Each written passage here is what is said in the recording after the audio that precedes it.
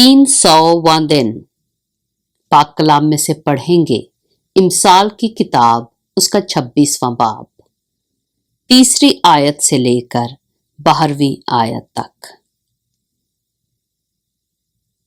घोड़े के लिए चाबुक और गधे के लिए लगाम, लेकिन अहमक की पीठ के लिए छड़ी है।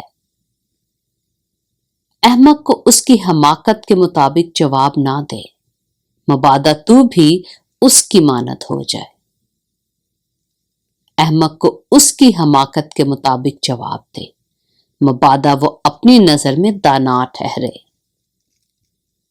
जो अहमक के हाथ पैगाम भेजता है अपने पांव पर कुल्हाड़ा मारता और नुकसान का प्याला पीता है। जिस तरह लंगड़े की टांग लड़खड़ाती है, उसी तरह अहमक के मुंह में तमसील है।